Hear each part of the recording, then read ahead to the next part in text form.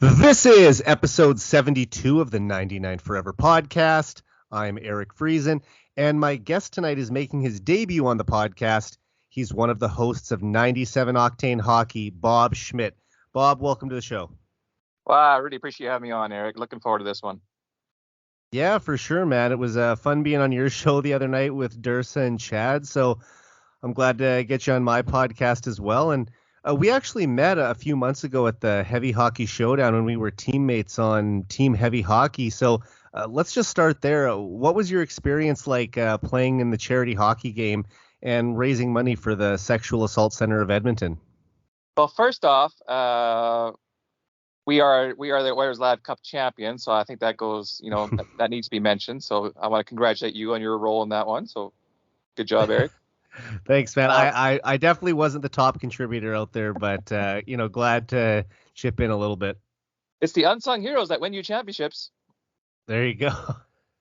Well, I mean, I didn't play hockey this winter, so it took me probably the first period to just get my legs under me again. I felt pretty rusty out there, but I think I might be playing again this year. Attaboy. I only looked like I didn't play all winter, but I did actually play all winter. That's just my style. Actually, you know what? Funny story about that is probably the last one they had. So of course the pandemic hit, but before that they had one at the Rogers downtown arena, and I was already bits of conversation with Michael Hebert there on Twitter, and also Brett Kuczynski or whatever his last name is. I forget, the ref guy. So Surveyor Brett. Yeah. And then he was looking for a guy to ref because he was just going to come back from Vegas and might not be ready in time, and also wasn't feeling the greatest. So I said I would come for a skate and ref. And so in the dressing room, as I was tying my skates, ages ago I had a bit of a disc issue in my back, and it flared up in that dressing room there, and I actually could not go out on the ice. Oh, no way. So that was going to be my first heavy hockey experience, or not heavy hockey, I guess, Oilers Live at that time. And so I wasn't able to contribute at all. In fact, I was a bigger burden than anything else because they had to help me lead me out of the rink and drive me to the hospital and all that garbage. Oh man, that's a tough break. And I played in that game too. So we actually might have met 3 years ago if that would have happened. It was just about 2 weeks before the pandemic. So none of us knew at that time what was going to happen, but and then we all went to the Oilers and Jets game later that night. But it was a great weekend all around, raising money for a good cause. And it's just a shame that we had to go 3 years without having one of these charity games. It was, but my goodness, at that point though, I was kind of lucky that way because I was able to start cultivating some relationships with the hockey community, with the Oiler community there on Twitter. And so by the time I got to the Oilers Live Cup to play in it, I was able to put some faces to the names that I've been chatting with, and I was already doing some guest spots on some podcasts off and on throughout the last couple of years. So yeah, and to raise money for an absolutely phenomenal cause. It was a really productive and a really good night, eventful night, but also just making those connections and networking. So yeah, a lot of fun.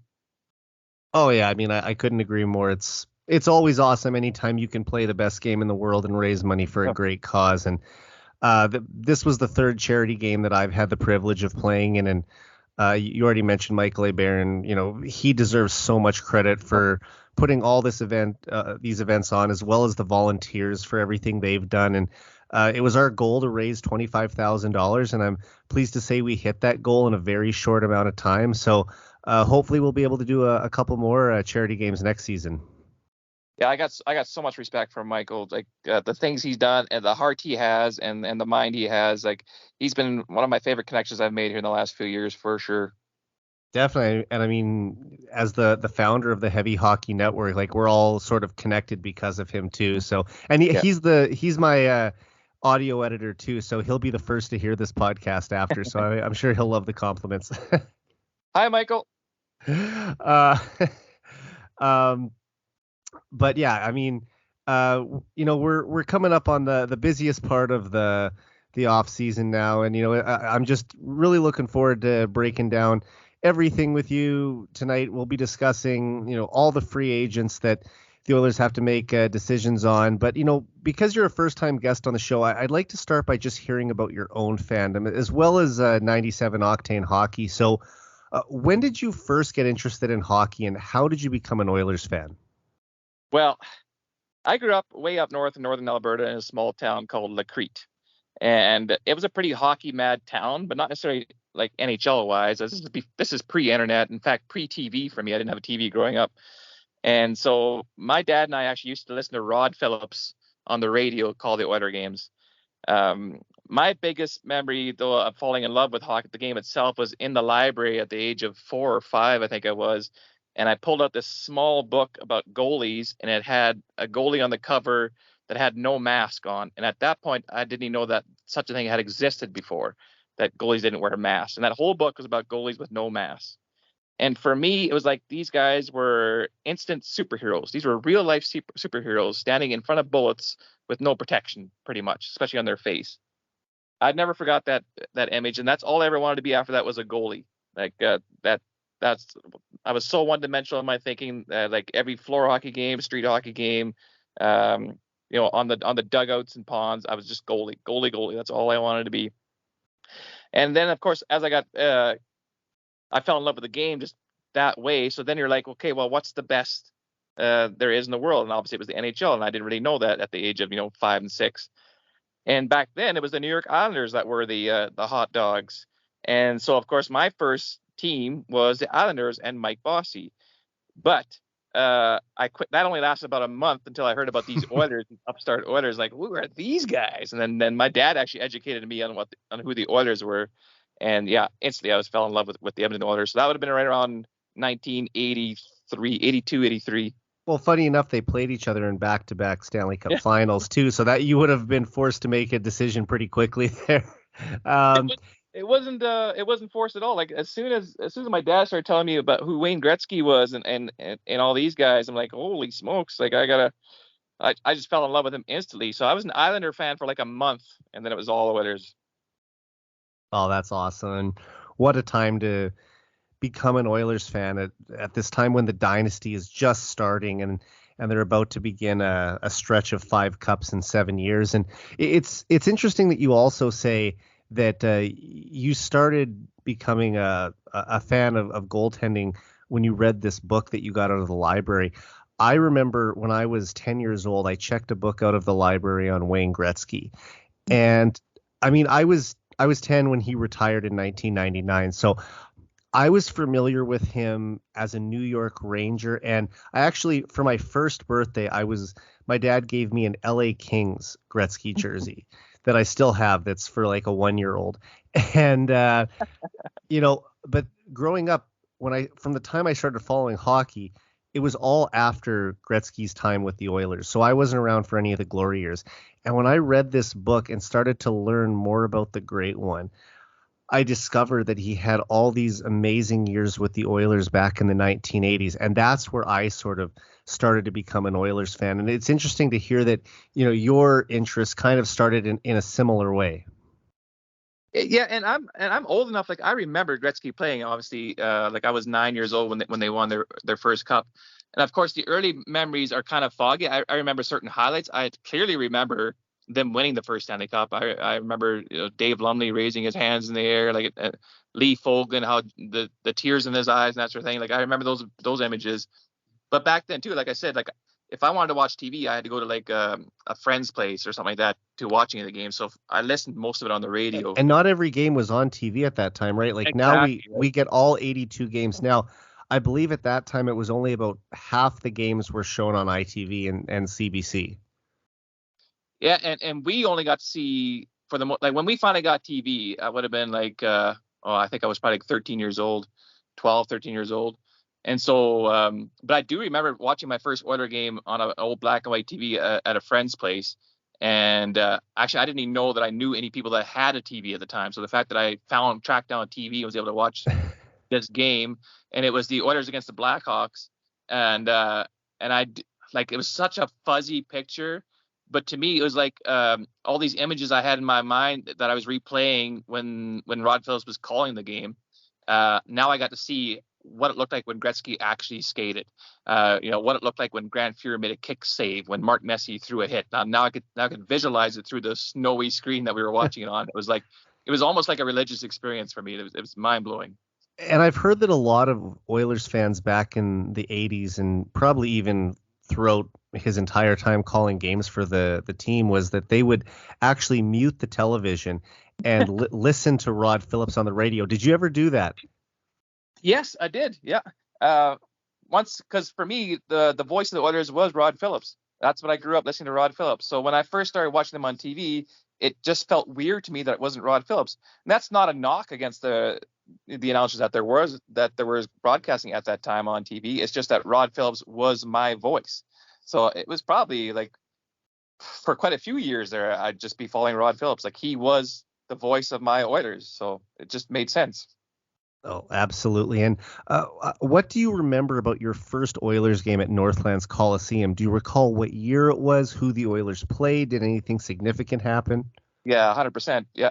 February 14th, 1991, Valentine's Day.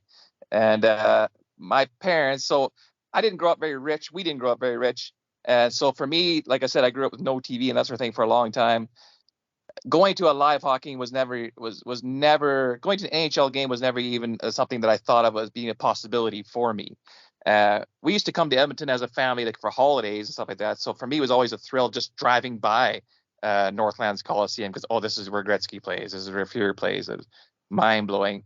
And I know once before we'd actually we kind of pressured Dad into driving into the parking lot just so we could say we were in the parking lot of Northlands Coliseum, like during a summertime once.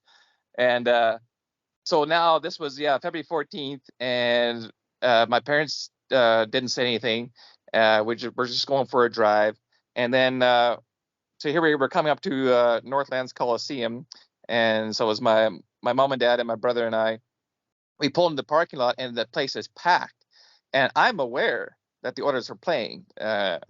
So like, there's a game tonight. Like, what are we doing here in the parking lot? And they pulled off this crappy, lame excuse that was like, actually, we ended up being able to take a tour of the downstairs area of Northlands. Like, that doesn't even make sense. They couldn't lie anymore. So as soon as we got to the parking lot, they pulled up the tickets, and I just I darn near fainted that we were actually going to go see the Oilers play live, and we were way up in the nosebleeds. It was Oilers versus Kings. So my first NHL game was Wayne Gretzky playing against the Oilers with the Kings. They won 4-2. He had 2 assists. Of all the weird things I remember was Gretzky ripping tape off his stick and throwing it over the glass, and people scrambling for that piece of tape off his stick. Just to have a piece of the great one's stick tape. But that's awesome, man. And at least you got to see Wayne Gretzky in your first NHL game too, which makes it even that much more special. But I know the same feeling. I was 17 when I saw my first Oilers game, and that first time when we drove over the hill and you come sort of down towards Wayne Gretzky Drive, and the first time I saw Rexall Place with my own eyes, it just lit up, and the building was even past its prime at that point. Like, this is in the year they went to the final in 2006. So that was, it was still the building was still standing, and then they played in it for 10 more years after that. But back in 91, it was still in its heyday, and they were only 1 year removed from being champions at that time. So, you were watching still a team at the tail end of the dynasty and getting to see the great one. That's a pretty special first game to go see. Well, they had won the cup the year before. In 1990, yeah. Yeah. So and Billy Ramford had become a huge hero to me. Obviously, as a goalie makes sense, right? Yeah. As a Conn Smythe run, in fact, shortly after that's when I started playing. I didn't have goalie equipment on for the first time until I was 17 years old. So that's a whole different story. But Billy Ramford, I fashioned my game after Billy Ramford because he was my goalie hero that I could relate to. But I kind of feel bad that during the Oilers Kings game that. I remember bits and pieces. I remember Kenny Linsman being a bit of a prick out there. I remember just loose ends like Mark Messier. I remember threw a couple of one especially large hit on the corner of the rink we were sitting in. But other than that, it was almost the whole time I'm just trying not to pass out from excitement. Like I wasn't able to soak in the game probably because I was just my sensory overload was just in full blast. And I'm sure there were so many things that you were trying to take in at once. I mean, it's your first time in Northlands Coliseum. You're watching your favorite team play. Gretzky's also there. Did you ever catch yourself at times just following Gretzky on the ice, even though you're there to cheer for the Oilers? Oh yeah, I look for him. I'm a goalie, was a goalie, whatever. So like I say most of my favorite players are goalies, but Wayne Gretzky is my favorite player of all time. Like goalie, non-goalie, like just to me, he is my hockey idol. And so yeah, I look for him. I was looking at him when he was on the bench. Like there's certain things I missed on the game just because I was looking for Gretzky. Is that 99? Is that 99? Because Bernie Nichols was playing there too, and he was number 9. So like I kept screwing them up, even though he's a right-handed shot. But Well, the next question I was going to also ask you is, who were your favorite players as a kid and what did you like about their style of play? But you described Gretzky perfectly. You talked about Bill Ranford as well. Is there anyone else that kind of stood out to you and said that was one of my hockey heroes when I was younger? well, the funny thing is, like my goaltending hero is a guy who died before me. Like once I saw these goalies with no masks on, I became a pretty big time hockey historian. Just finding out what these old guys did back then. The original 6 era to me was just like mind blowing. These guys with the ancient gear they were playing, especially the goalies. So my besides Gretzky, my second hero, my all time goalie hero is Terry Sawchuk. Like I am obsessed with Terry Sawchuk. I have so many books on him. I got like over 300 photos, different photos of him saved in my phone. There's a huge library of Terry Sawchuk pictures in there. Like I was obsessed with every element of his story. Didn't he pass away in the mid 80s, I want to say? No, he passed away in jeepers now 70, was it 72 or 7, somewhere between 72 and 78, I think. Okay. Yeah. And you will obviously remember this story better than me, but am I remembering the story? Was he living in Switzerland or something like that? No, like when he passed, you mean, or what? Yeah, yeah. No, he passed. So he was the more I dove into Terry Sawchuk, I became definitely more of a fan of him as a goalie than as a person. He was a pretty tumultuous person. Oh, you know who? I think I'm thinking of Jacques Plante. I think I'm Yes, getting those Jacques two Plante mixed did. up. Yeah, Yeah. Sorry, 100%. I'm getting I think he was actually living over in Europe at the time he passed. And Yes. yeah, sorry, I'm getting those two confused. But yeah, two obviously legends of the game from back in the original 6 era. Sorry, go ahead. No, you're right. So he died. So I'm just checking it now. It was 1970s when he passed away at the age of 40. So he actually passed away having a fight with a teammate, his roommate, at the time. So um, that was so it's kind of like a sad way to end. He fell on the guy's knee, bruised his kidney and stuff like that, and just had so much internal bleeding. He ended up passing out and dressing him. But I mean, him and his roommate there, they forgave each other at the end, didn't blame him for it and that sort of thing. But just at the age of 40, Yeah, the it's greatest terrible. goalie in the history of the game passed away. I mean, he was I believe, the NHL all-time leader in wins and shutouts until Brodeur came and eventually broke those records. Yeah, that's correct. Yep, he had And 100 shows. Patrick That stood Waugh up might at have the broke time. them too, but I believe that Sawchuk at one time, held it for several decades. I think Waugh broke the wins record before Brodeur did, but Brodeur broke the shutout record. That sounds right. Yeah. And 103 shutouts. That stood up for a long, long time.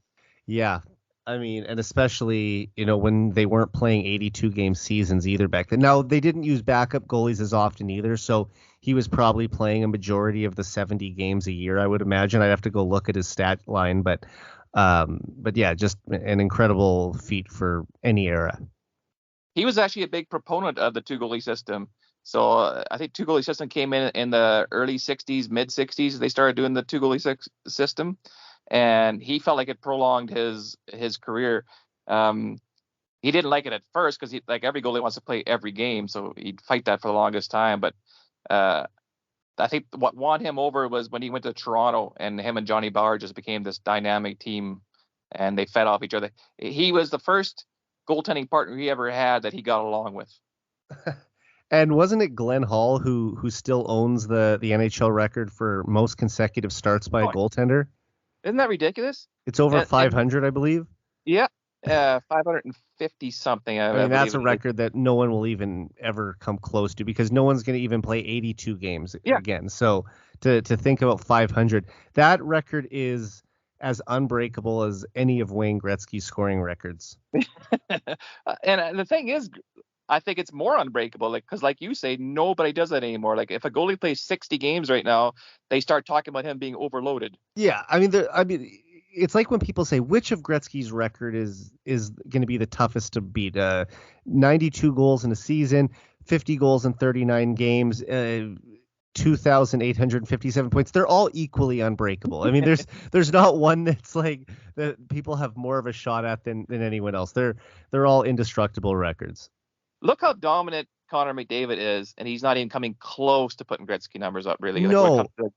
And back last fall, I did an episode of the podcast with a buddy of mine, Brian Swain, who used to be over at TSN 1260. He's now with the Edmonton Elks.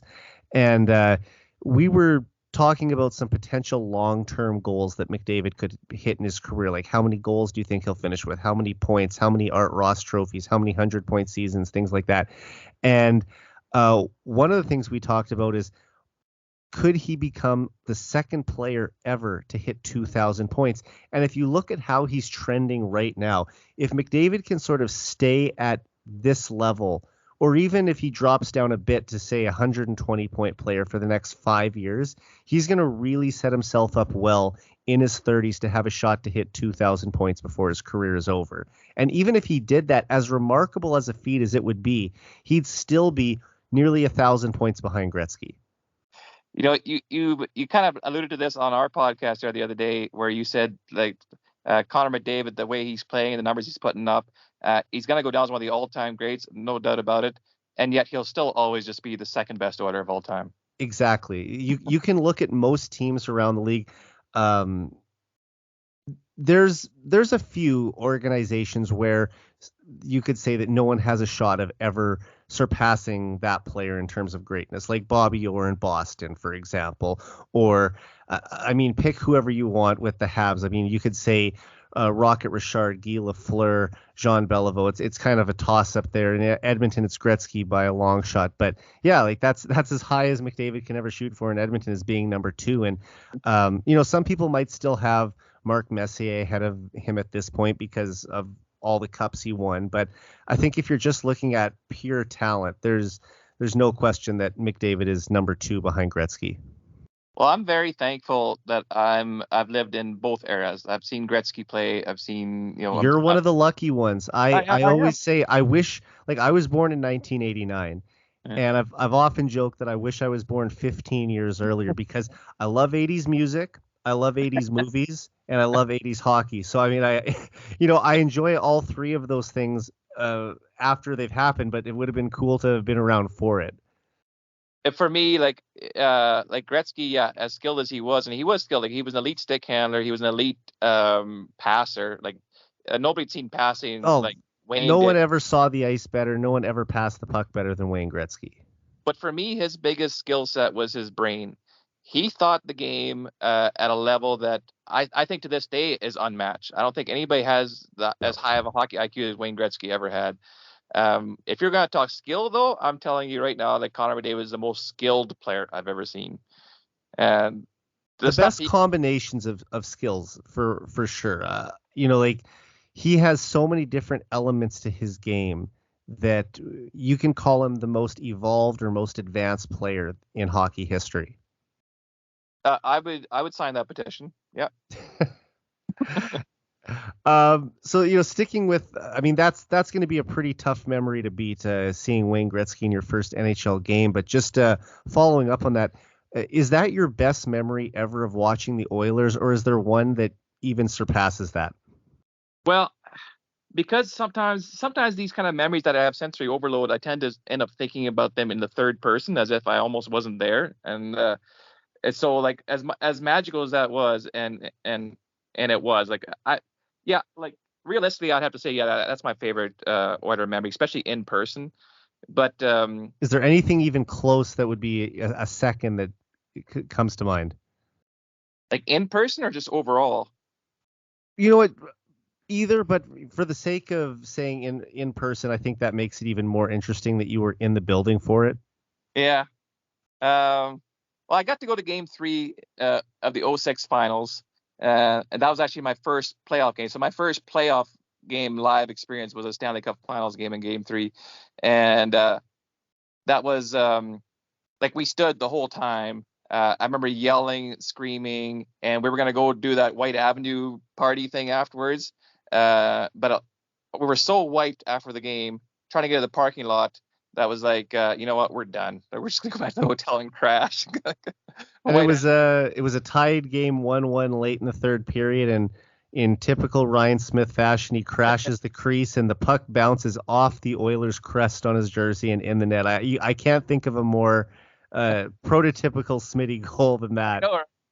And on the grandest of scales, right? So yeah, to be in the building to obviously do it with the Oilers win, that's insane. And then this last year, actually, I got to go to the Game 7, or not this last year, the season before, Game 7, Edmonton, LA. So that was my first Game 7 experience. So that was also my first ever playoff game was also in that series. I went to Game 1. They ended up losing 4-3 on a late goal when Mike Smith made a bit of a gaffe playing the puck. Yeah. But I almost wish I would have went to Game 2 instead, because I think they blew the Kings out 6-0 that night.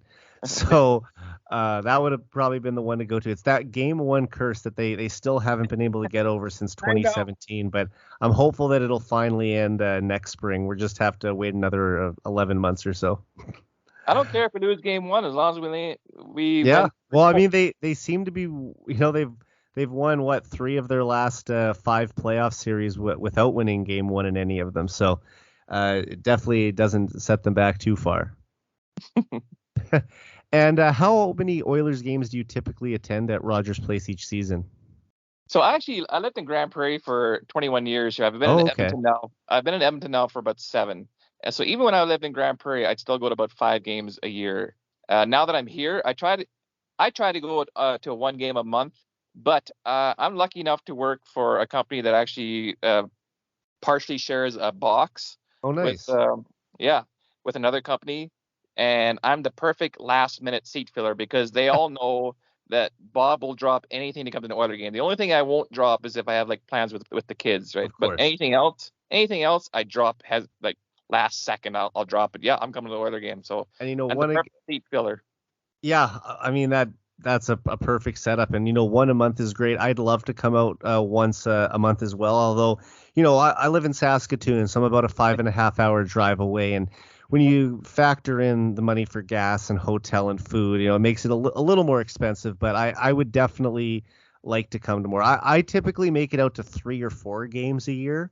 Mm-hmm. But in the McDavid era, it makes me want to especially get out there to see him as often as possible. And I just got my ticket last weekend for the Heritage Classic, so that'll be only my second time ever at Commonwealth Stadium. I went to a Women's World Cup of Soccer game back in 2015 when I was in town for a street hockey tournament, actually. That was being played at West Edmonton Mall at the time, the play-on tournament, which I now think they've shifted to in front of I think it's on 104th Ave, right in front of Rogers Place now. But I liked the setup that they used to have at WEM. It was a really great tournament they put on. And yeah, like I said, if it was a little more cheaper, I'd probably be out there more often. But I'm gonna try and make it out, and it's gonna be a blast going to the Heritage Classic. I went to the one in Winnipeg in 2016, and I had to be at the one in Edmonton as well. I'm very jealous. I did look. I saw some tickets were going for 150, so it's a little bit more reasonable. But I don't know. You're way up there for me. I honestly think sitting in the upper deck is better for watching hockey in a football stadium, because you do have a little bit of a better vantage point than when you're down low and you're sort of level with the ice. I mean, really, the people who are going to have the best view are the ones watching on TV at home. And but that goes for any game. Like even the ones at Rogers, your best seat's always going to be in front of the TV because you have access to places you don't have at Rogers. But it's the experience, it's the atmosphere. That's what I said. I want to be there to say I was there. I mean, I'll take a bunch of pictures and videos, and just to see the guys skating out on the ice and that long walk from the the locker room out onto the field. It's going to be really cool. And Winnipeg did a great job hosting it back in 2016, and I'm sure that Edmonton will do the same this year as for the 20th anniversary of the original Heritage Classic. That's incredible. 20 years ago. Yeah. Yeah. Amazing. And I mean, for me, at that time, it was the first time in my life that Wayne Gretzky had ever played in an Oilers uniform. Because like I said, I was born 5 months after the trade, and here I was 14 years old, and I'm watching this alumni game, and I'm honestly more excited for the alumni game than I am for the actual regular season game. And it was the same way for the alumni game in 2016, because that first game in 2003, that was the first time I'd ever seen Wayne Gretzky play in an Oilers jersey, period. And in 2016, it was the only time I've ever seen Wayne Gretzky play live for any team. So, I mean, as far as I knew, it was going to be his last game. And he did end up playing one more for the St. Louis Blues alumni a couple months later in the Stadium Series. But it was just a once-in-a-lifetime opportunity to see my hero play for the Oilers and just have all the legends from the glory days there too. And, you know, Glenn Sather on the bench. Just it was as close to seeing all my hockey heroes as I was ever going to get. I was never going to be able to see them when they were at their best, but just a very cool experience for me. And I don't know if Gretzky will play in the alumni game this fall, but I'm hoping that they talk him into lacing up the skates one last time. You know what? I have to agree with you that for the 03 one, I was the same way, whereas I was more excited for the alumni game than for the actual game. Yeah, those are all my heroes they're playing. And, you know, it would have been nice to see Gretzky score, you know, that sort of thing. But, like, Fuhrer looked good to me. And, you know, and I don't know if you remember this, Eric, is that Mark Messier was actually still playing. He was an active player, and Glenn Sather was the GM of the Rangers at the time, and he was the Oilers coach in that game. So they both took a break from the Rangers to be a part of this alumni game. Just that's one of the incredible storylines to come out of that whole event. Yeah. But the fact, good on the Canadiens alumni for allowing that to happen. They probably could have made us think about that if they wanted to. So, because most of the Canadiens were actually quite a bit older than the Oilers. Because they were the 70s dynasty. Yeah. So there was probably, 5 to 10 years on top of how old the Oilers guys. And most of the Oilers legends were in their early 40s at that point.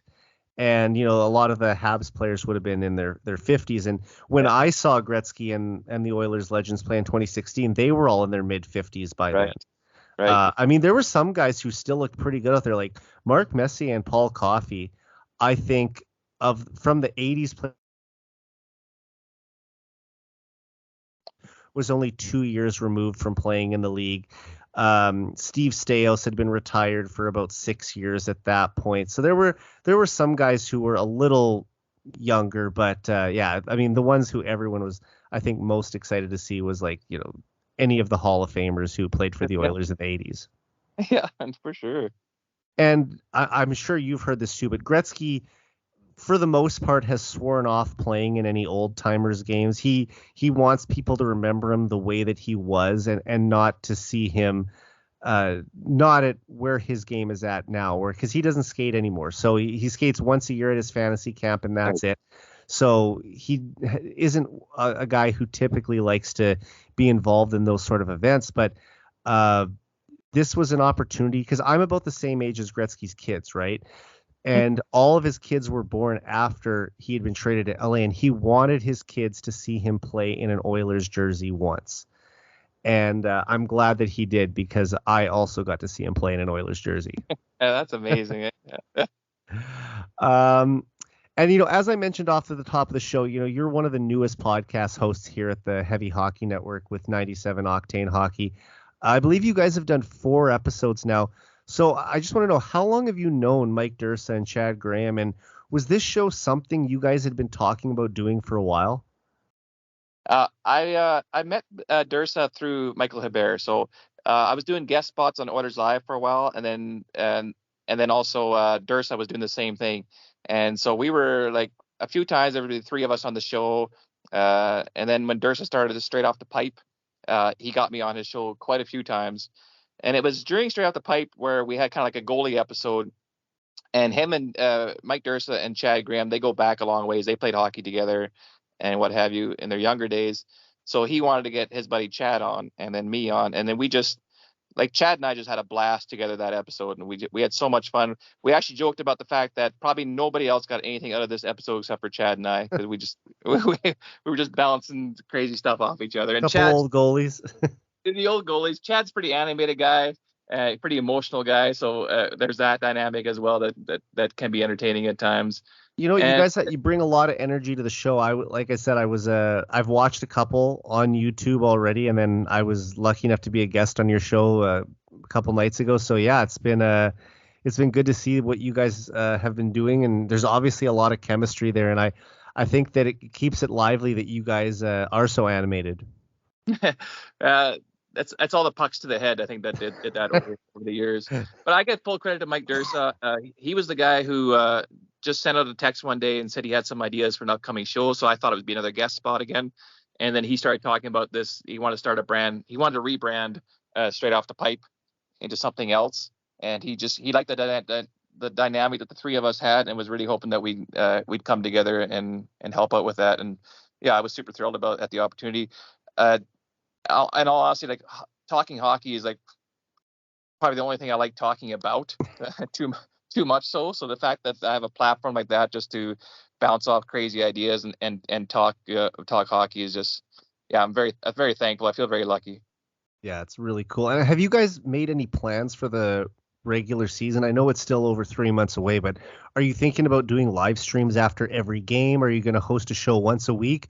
Or have you guys not got that far into discussions about what the long-term plans are?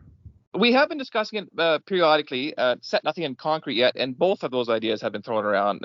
So one thing we were doing with Straight Off the Pipe quite a bit was doing the live stream right after the game, and that seemed to be it seemed to do well. We got good feedback on it, so we might look into maybe starting it that way and see how it goes, and then probably take it on a week-to-week basis and just kind of evaluate as things are going on. And that's one thing about when you start a new show is, you can change things on the fly. You can start just doing whatever it takes to make something work and see how it resonates with people. Oh, for sure. And lastly, just before we move on, are you planning to have different guests each episode, or will it just mostly be you, Mike, and Chad? I think at this point early on, we're focusing on the guest aspect, just because it exposes us to more people, because they also bring their own audiences in, and all the guests we've been getting have been just quality. In all honesty, Eric, not just to butter you up here on this episode here, but you've been my favorite one so far for the episode that we had. We covered a lot of stuff there. It was just a good intelligent hockey conversation and a lot of fun as well. I think later on as we go, we're gonna do mix and match a bit more. It might just be the three of us and then periodically throw in the guests here and there. So it's going to be kind of a combination of the two. Well, first, I appreciate that, man. And anytime you want me back on the show, just let me know. Good luck with it. I'm sure you guys are going to do great. It's like I said, it's just early on here, but you're already starting to gain a following on Oilers Twitter. And I appreciate you sharing some of those stories about Gretzky and the glory years as well. It's always awesome to hear about the great one. And let's move on now to before we move on, Eric, sorry, don't mean to interrupt, but I got to give full credit to Mike Dursa. Sure. For getting the idea. Awesome. So I'm going to give him a shout out. But not only that, but one thing I'm learning through this process is that he is so involved at every aspect of the podcast, and he's a perfectionist, which I respect him for it. And he would work out some of the audio kinks early on, and just like he would call me and text me at all hours and just working out ideas. So full credit to Mike Dursa for how things have been going so far. Yeah, he does a great job, and he's been a regular guest on my show over the years too. So maybe we'll even do an episode where I can get you and Mike and Chad all in one discussion together. That'd be a blast. I mean, we've already done it once on your show. I just got to bring the trio you over here now. There you go. All right. Well, we're now just 9 days away from the start of NHL free agency, and Oilers GM Ken Holland has already checked one item off his to-do list by signing Derek Ryan to a 2-year contract with a $900,000 cap hit. And in my opinion, Ryan was the one UFA they absolutely needed to bring back. Bob, what are your thoughts on the deal? Well, first off, let me ask you why you thought that. Why I thought that it was important to bring him back? Yes. I mean, when you look at his value to the team, he's probably been their most productive bottom six forward over the last couple of years. He scored 10 and 13 goals respectively in the past 2 years while playing almost entirely on the fourth line. He's one of Edmonton's best penalty killers. He's a right shot center. He's 54.9% on faceoffs in his career. He has underrated hands.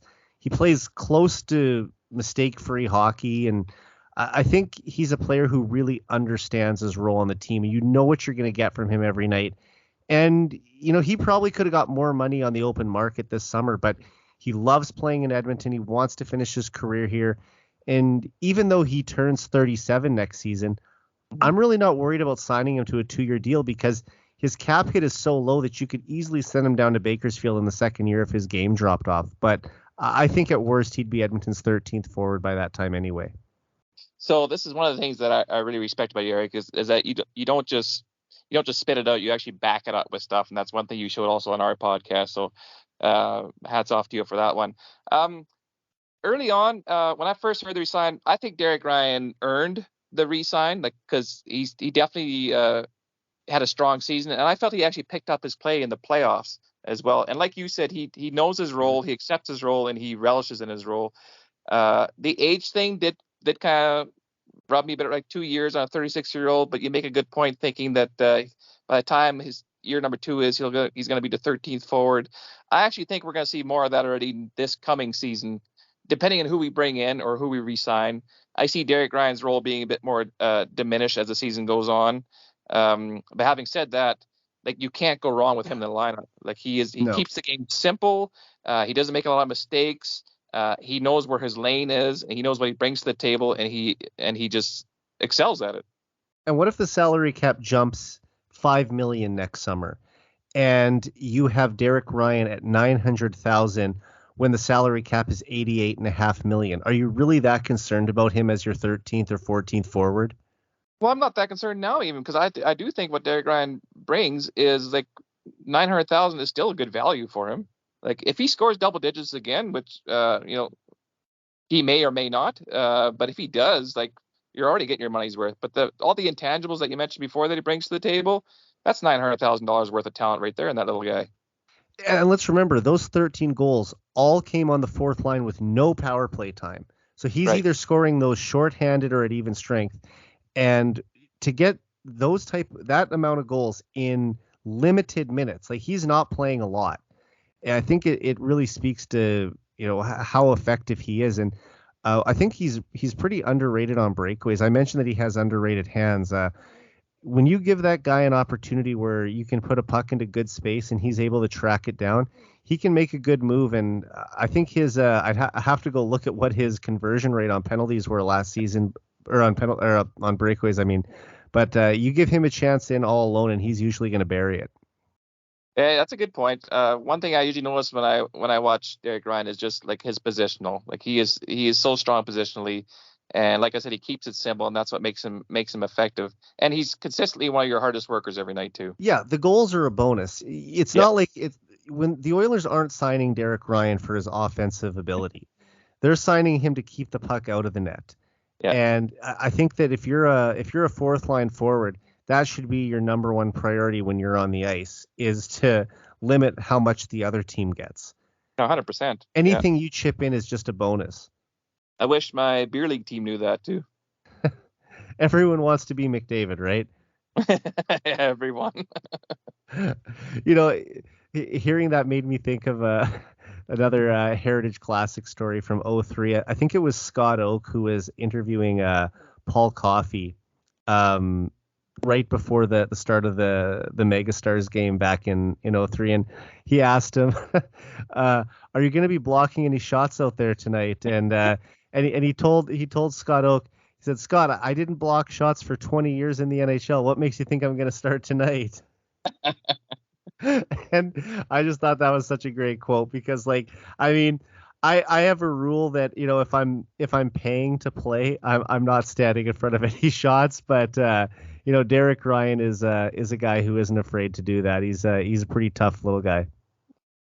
He is. So, like I said, the first time I heard the term, I'm like, oh man, 2 years for a 36-year-old.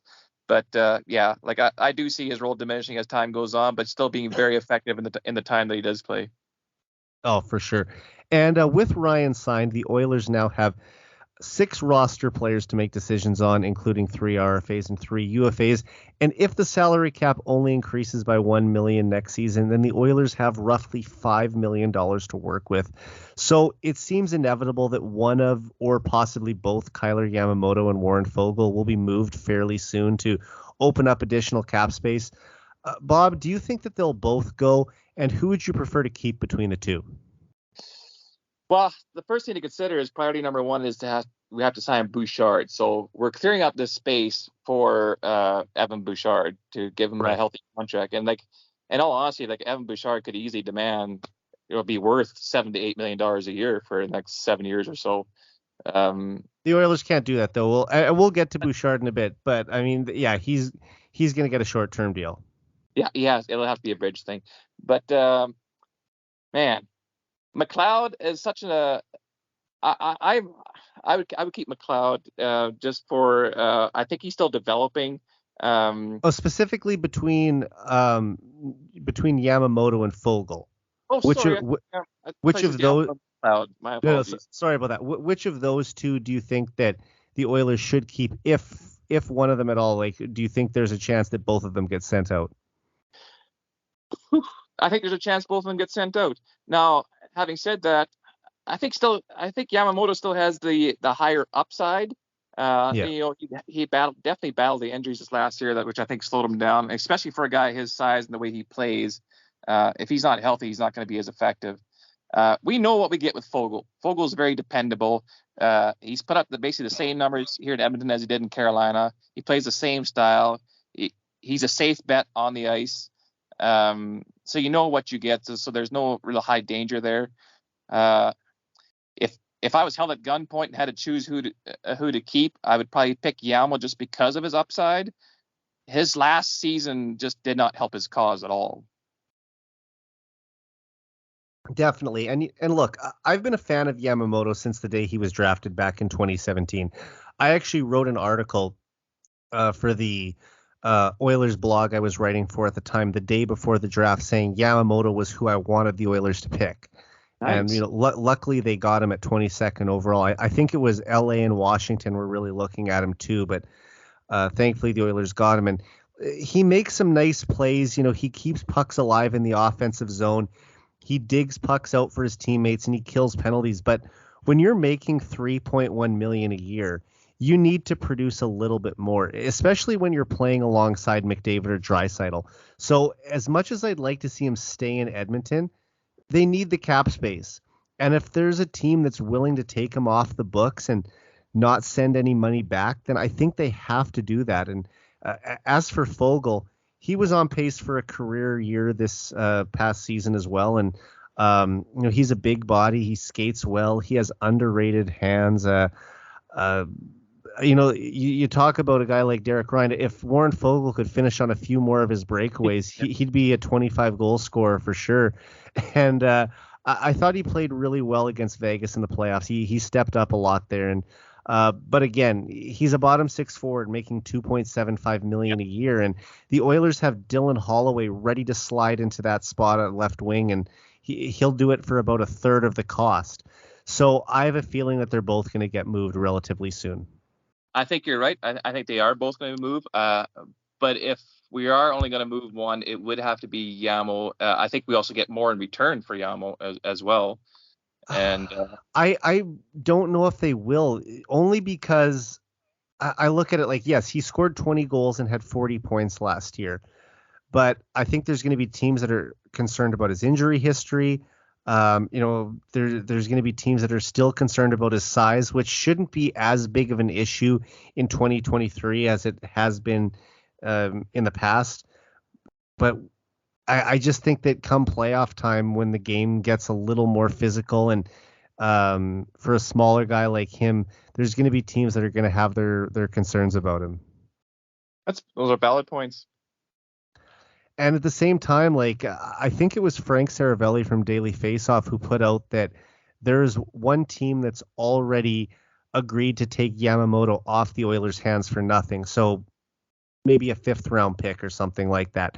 But if there turns out to be a bit of a market for him, that would be great too. And then you have a couple teams in a bidding war. As for Foegele, there's probably going to be a few more teams interested just because of, his size and the range of skills he has. He's a good skater for a big guy too. So I wouldn't be surprised if some teams saw what he did in the playoffs and said, we'd be interested in having that guy on our 3rd or 4th line. But for both guys, though, in the end, it's a salary dump. So we're probably focused more on getting. That's it. We're draft picks. You don't want to bring any money back in. This is money out the door because, okay, let's just say if the Oilers do trade Yamamoto for nothing, then that bumps them up to about $8.1 million. And then Foegele makes just under 3. So now you're talking about close to $11 million in cap space.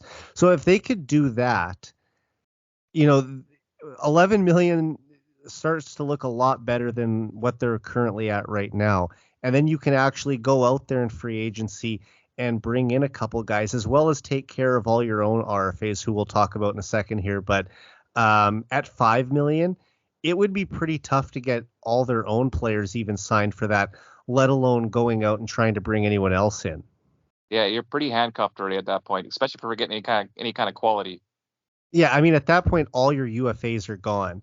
And and then, you could probably it would be tight just to get Bouchard and McLeod taken care of, let alone cost. And we'll talk about them now. So, I really think as much as there are going to be some of the UFAs that would have interest from the Oilers in coming back, the RFAs need to be the priority for Holland. And the most important player among that group is Evan Bouchard. He just completed his entry-level deal and is due for a substantial raise on the $832,000 he was making last season. So first off, how impressed were you with Bouchard in the playoffs this spring? And secondly, what do you think his next contract will look like? Well, first off, I was a big Tyson Barrie fan. I always thought even his defensive. So was I. I thought even his defensive play was underrated. He definitely picked up his defensive game this past season. Sorry to cut you off, but I mean that he really, I thought, took that to heart, and he kind of said, I think back in training camp that he was 30 now and he really wanted to make that a bigger emphasis of his game. So I respect that here's an offensive defenseman who's not the biggest guy. And, sometimes has trouble boxing out some of the bigger forwards in front of the net or winning puck battles in the corners. But he was going to make that something that he was going to focus on. And so I think people forget, because Ekholm came in and was so effective, that Barrie was having a really good year with the Oilers when he got traded. He was just coming off his career year, too.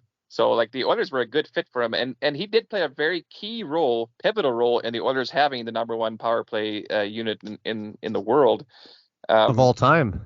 Of all time, exactly.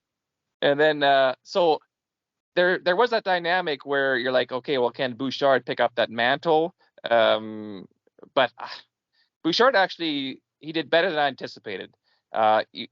The more playing time he got, it seemed like the more effective he got. And maybe that's a common theme for most players, I suppose. But there were some spots during the early part of the season where he was still making some really rookie mistakes for a guy who'd been in the league now for a couple of years. But that he seemed to eliminate the majority of those when he got top 2 pairing D-man units. And his power play, number one, the threat of that shot is a bigger threat than Barrie's shot. But he definitely elevated even his passing game, the way he was passing to the guys in the corner and what have you. He impressed the crap out of me. Oh, definitely. And, after putting up 43 points as an unofficial rookie defenseman in 2021-22, I expected Bouchard to take a big step forward offensively this past year. However, he did get off to that slow start, and I think a big reason for his early struggles was that he was just adjusting to life without Duncan Keith as his defensive partner.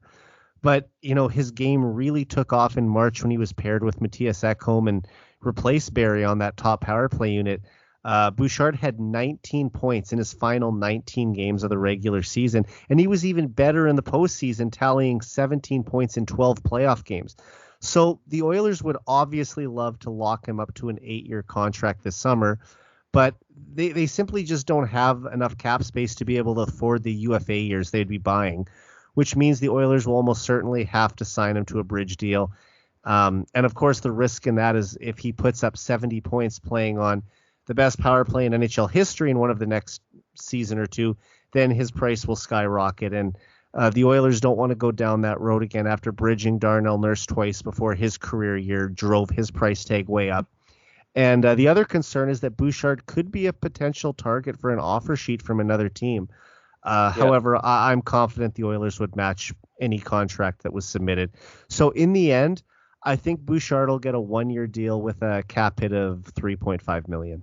Oh, really? Hey, see, I was thinking 2 years, closer to like 4.5.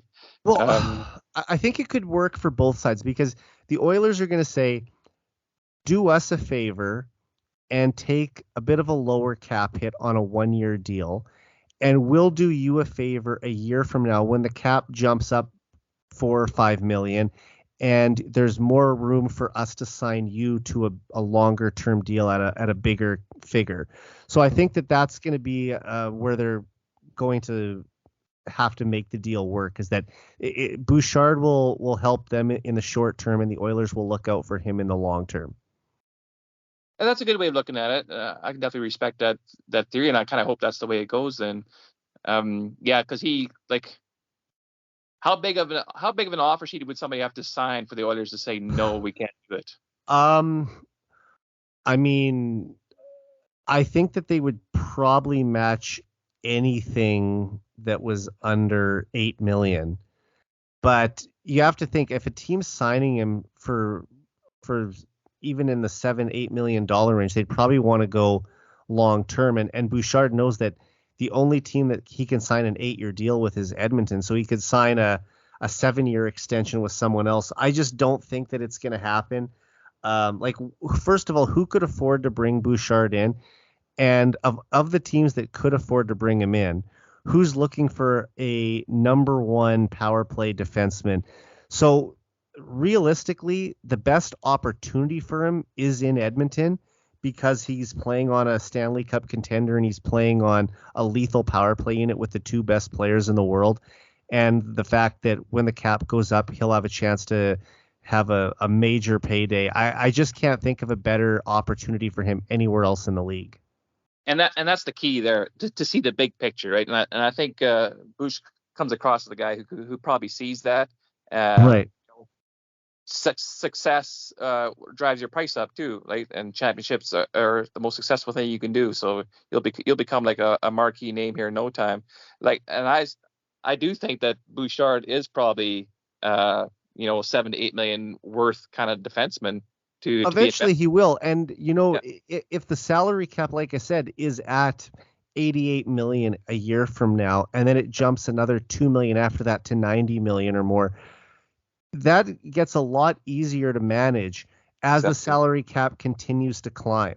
So, and it's the same thing for the Nurse deal. As much as some people want to take shots at how much Nurse is making, as the cap goes up, that percentage just goes down and down. And all of a sudden, it isn't as big of a burden on the blue line having a $9 million defenseman. No, I agree.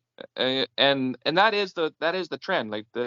I don't see a time where the cap's going to go down. It's going to keep rising. No, especially after the last several years with the pandemic, where it stayed close to the same with just very minor increases.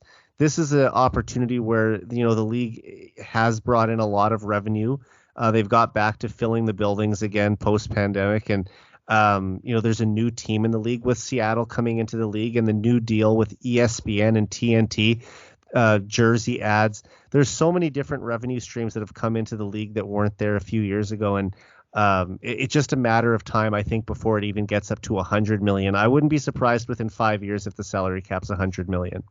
No, I see that happening. Yeah, especially with all the different endorsements now the NHL has for revenue streaming and what have you. So Yeah, sure. and of course with McDavid and Draisaitl's deals just 2 and 3 years away respectively, it'll be a huge help to the Oilers. They're going to need it to go up by that much of a margin for them to sign those two to what I can imagine their next deals would look like. Oh boy, now we're talking big numbers. We'll deal with that one down the road though. No. Okay, the next most important player the Oilers need to re-sign is Ryan McLeod. He just finished a 1-year contract worth $798,000.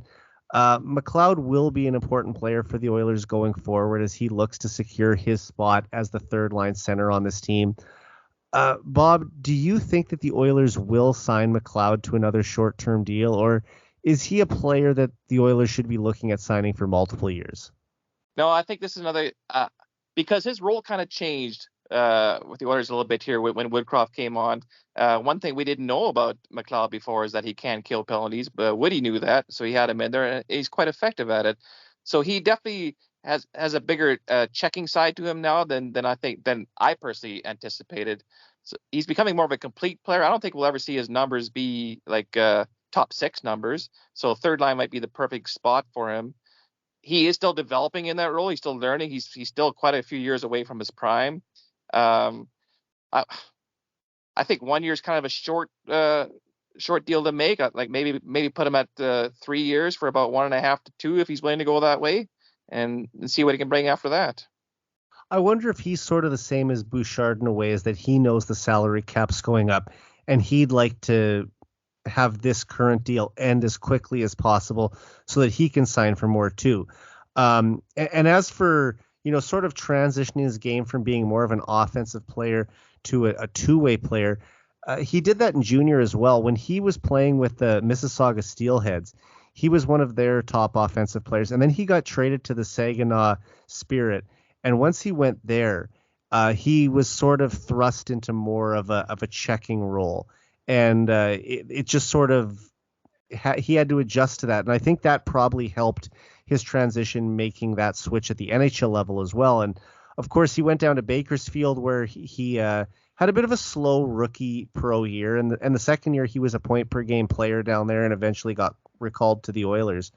But you can sort of see that that's sort of the player he's going to be at the NHL level. I mean, first and foremost, the Oilers have not had a lot of success after the first round of the draft, and he's a player they picked in the second round who's currently making an impact on the team. He's big, fast, a two-way center who can carry the puck up the ice. He's the second fastest skater on the team after McDavid. He kills penalties. He's made steady improvements in the face-off circle, and he's still only played 138 NHL games, so he still has a lot of room to grow as a player. McLeod tallied 23 goals in 57 games, 23 points in 57 games, I should say, this past season, which prorates to 33 points in a full 82-game season. Now, I don't think he's ever going to be a big point producer, but I could see him develop into a solid third-line center who puts up 40 points a year, maybe in the mold of a Todd Marchant back in the day. So I'll predict a 2-year deal for McLeod with a $1.8 million cap hit. I really think Holland will try and keep that number under 2. Okay, because I was thinking between 1.5 with a high ceiling of 2.1. So if he keeps it under 2, I'm good with that for sure. And I don't see why he wouldn't take that role. I do feel like when they drafted McLeod, and correct me if I'm wrong, Eric, but I kind of felt like they pegged him to be like a second line player, more of a point producer, and then now kind of revamped his game back to what he did in junior to become more of a all around player. I mean, look, he was a projected first round pick. I believe Bob McKenzie had him going 24th overall in 2018. But I don't think that he was expected to be one of the Oilers' top 2 centers. Like, let's keep in mind, they already had McDavid and Draisaitl in the fold by that point. So any center they bring in, it's sort of understood that you're going to be third line center at best, because the top two spots are occupied, especially when you already have Nugent Hopkins as well. He could easily shift down and be your third line center, but he's spent more of his time on the wing the last few years. So, he's one of those players that if there's an injury, he can go back to center, and that's the luxury of having as many centers as the Oilers do, that they can switch these guys in and out. But Wow. but yeah, Woody's been known kind of too to have some of these centermen play oh wing. yeah, especially when he goes with the 11-7 format, right? Yeah, right. But I just think McLeod is a player who, like, he and Bouchard were friends before the draft even happened, being the same age and growing up in Southern Ontario. But the fact that they got drafted to the same team in the same year, that was awesome for them. And it's funny that they're the first two guys we're talking about here. So they're going to probably want to stick together as well. And I'm sure that McLeod would be happy to have that third line center role behind McDavid and Draisaitl for years to come. Hopefully be a guy, like I said, who can chip in 15 goals and 40 points a season. I think that would be a good amount for him. That'd be great numbers. Those are good third line center numbers. Oh, absolutely. Definitely. And the last RFA on the roster is Klim Kostin. Now, he is arbitration eligible, something that Bouchard and McLeod are not. So he has a minimum qualifying offer of $787,500. So hopefully he'd be willing to take a 1-year contract for not much more than that price point. Look, Kostin was an effective bottom six forward with the Oilers this past season, but do you think that Ken Holland has to draw a line in the sand when it comes to his negotiations? Absolutely. And the problem is Kostin also had enough games that kind of go against him in an arbitration hearing. He had some amazing games, but he also had some games where he just totally disappeared. Some of them would come right after he had an absolutely amazing game, and all of a sudden he'd like throw no hits and be invisible on the ice. So he was kind of his own worst enemy at certain times. I always thought of Kostin he was the St. Louis Blues version of Puljujarvi, a first-round draft pick that never found his game. He needed to change his scenery, and he showed flashes of what he can do. And when he's on his game, he's as effective as anybody, especially with throwing the body. And he's actually got an underrated set of skills as well. But I think he'd be smart to accept like a $800,000 offer or so and ride it out and then see if he can up his value. Yeah, and look, there have been rumors that he could be a potential candidate to go back to the KHL as well. I think that would be a step backwards for his career. I mean, after spending several years in the minor leagues in the AHL, grinding, working to get to this point, just to go back to the KHL after all that time put in, I feel like that would be a mistake. And, after 5 years in the St. Louis Blues system, Kostin finally gained a foothold in the NHL with the Oilers. And the big Russian quickly became a fan favorite in Edmonton this year. He can really shoot the puck. He uses his large frame to win battles. He brings a physical edge that the Oilers were desperately missing in the bottom six. And he's more willing to drop the gloves and stand up for a teammate than a lot of guys. So that's something that really helps to have a player like that. He scored 11 goals in 57 games this past season, which is a 16-goal pace over 82 games. And when you consider that he plays just over 10 minutes a night, it becomes even more impressive. Similar to Derek Ryan, how he's able to score in limited minutes. And he also buried a couple hugely important goals in the first round of the playoffs against the LA Kings. So my hope is that he will value the opportunity to play on a cup contender over trying to squeeze the team for an extra $500,000. I mean, he's only 24, right? So if he keeps playing well, he's young enough that he can cash in on his next contract. Once again, similar to McLeod, when the salary cap goes up. So I'll say he gets a 1-year deal for about $1.2 million. I would love to see it stay under $1 million, but so would I. I just think that they're going to look at the goals he scored, and I mean, he did have a lot of those goals did come in one stretch in the middle of the year, but still, I mean, they can say he chipped in some big moments in the playoffs as well. I just think anytime when you have arbitration rights, it's Right. probably going to be a little more than what we're hoping for. So I'm the same as you. If they could keep it under $1 million, that would really help, especially for this year when the Oilers are so tight to the cap. I just have a feeling that he's going to get at least $1 million plus. That's fair. I also, yeah, I agree that he was like he's one of those guys who's kind of a spurty player. Like you say, he scored in stretches and scored in bunches, and then nothing for a while. Uh, that was my only concern is where he would just disappear for stretches at a time. But when he was effective, boy, yeah, was he ever effective? And you make a good point too. Like some of the goals he scored were absolutely crucial goals, especially in the LA series. Yeah, I mean, there was the one in, I think it was game 3 when they had the epic comeback. Oh, I yeah, believe he had 2 goals in that game, and then he scored the game winning goal. I think it was his first ever playoff goal in game 2 in Edmonton, I want to say. So right there, that's a couple big moments to help them get over the hump and beat the Kings for the second straight year in the playoffs. And then in the regular season, even this was a guy who you knew he was going to be able to chip in from time to time. And when you have that kind of player who he can score goals, but he does a lot of other things too. Like I said, he can play physical. He dropped the gloves with some pretty big guys this year. And he's not afraid he doesn't back down from anyone. And he gets in the mix whenever there's a scrum. He's always right in there protecting a teammate. It's a type of player that you want to have in your bottom six. that you need to have in your bottom six, especially to be successful. And also, look how much fun he's having up in the AHL. Oh And yeah. you're right. If he goes to the KHL, it like all that years of grinding to get to this point, and he's soaking up every minute that he can. That'd be a step backwards to go back to the K. Absolutely. It is. And I don't want to get into any political issues or anything like that, but I think, staying away from Russia might be not just a career move, but just for a better life to stay in Edmonton and to be on this team. Like you're not just a fourth liner who's just cracking the league. You're also on a team that has a real shot to win it.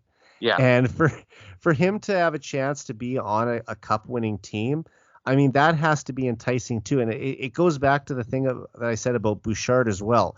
Let's just say the Chicago Blackhawks offer sheeted him to bring him in there and play with Bedard. Does Bouchard really want to spend his prime rebuilding with the Blackhawks, or does he want to have a chance to win the Stanley Cup next year? Yeah, exactly. I mean, if you're going to be just a money chaser, then we don't really need you neither. We want somebody that buys into this team element, and everybody's got the same goal in mind.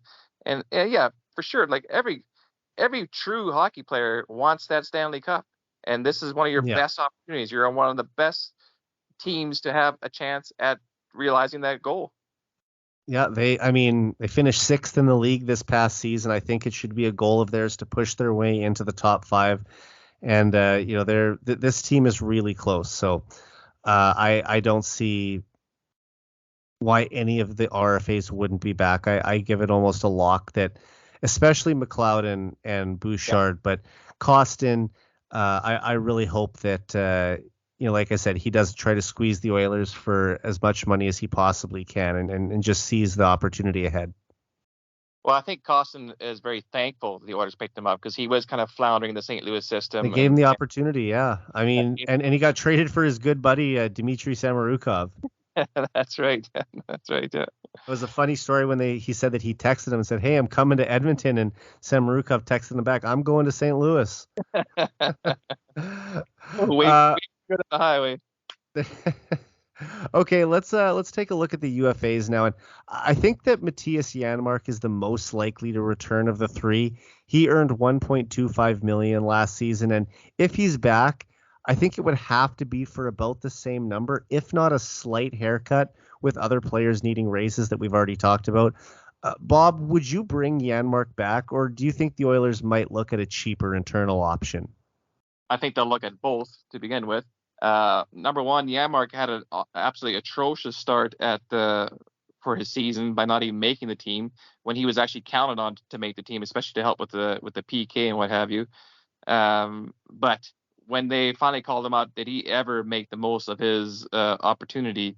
and it was impossible to send him down. I think he's definitely earned another contract. He's also a guy. How old is Janmark now? Like he's 30, right? Isn't he 30 years old? 29. Yeah, somewhere like that. So he's another guy at the stage in his career where you kind of see the light at the end of the tunnel coming faster than you anticipate probably. And like this is probably your best chance of winning a cup here in the foreseeable future. So for him to be willing to take that, take maybe a similar pay or a slight raise to achieve that, I think sounds doable, especially considering that once he found his footing here with the Oilers, like he played a pivotal role, and I think he realizes that and how effective he can be here. Yeah, I mean, I think Janmark was a savvy pickup for the Oilers. Holland drafted him back in 2013 when he was still with the Red Wings, so he obviously would have known what to expect from the guy when he signed him. And let's not forget, like we said, Janmark did start the year in the AHL. I don't think it was because he was as atrocious as you said. I think it was just as simply the case that they couldn't fit him under the salary cap, and Dylan Holloway had forced his way onto the team, so somebody was going to get sent down, and obviously that would have been pretty disappointing to him. But thankfully for him, he was recalled in November. Unfortunately, it was because Evander Kane went on LTIR, and when he came up, Janmark provided exactly what the Oilers needed in a fourth-line winger the rest of the way. He scored 10 goals and 25 points in 66 games. He had a +9 rating, which you love to see from a bottom six forward. He's one of Edmonton's top penalty killers. He's also a threat to score shorthanded too. And whenever Jay Woodcroft went with the 11 forwards and 7 defensemen alignment, it gave Janmark the chance to have a few shifts with McDavid, and I thought they played pretty well together. He's also quick enough to get up in the rush with McDavid and create odd man rushes.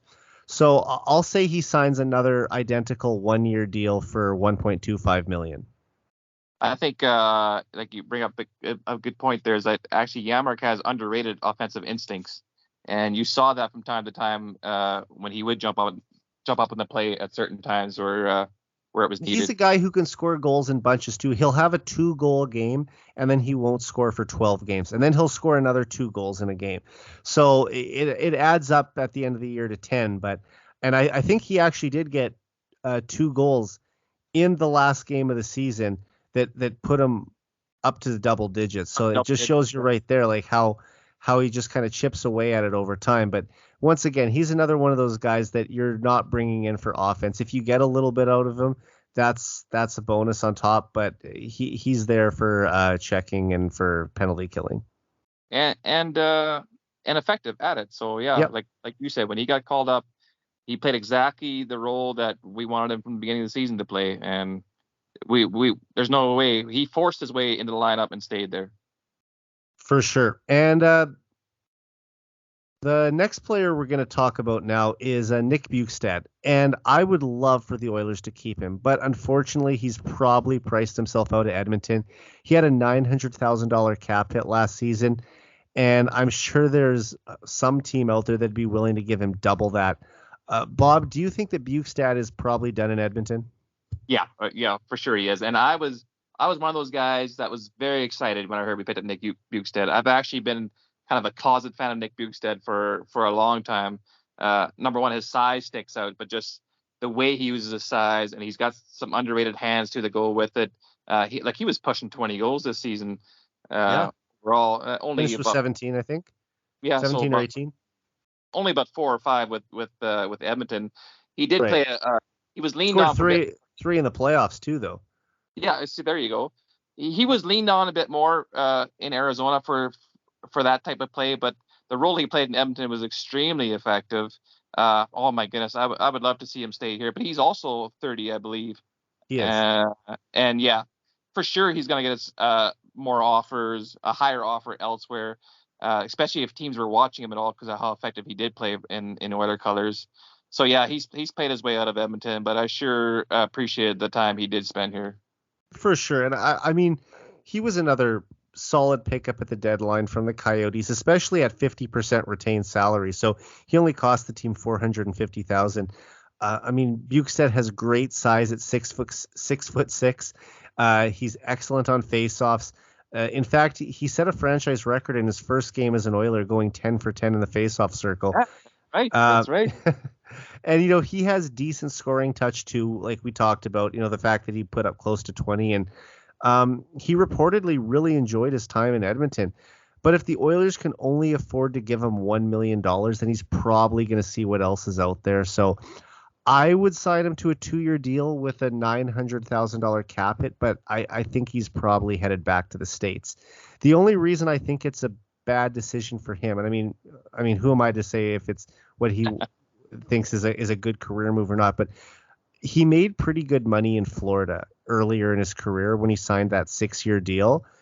And now he has an opportunity once again to play on a team that's pushing for a cup.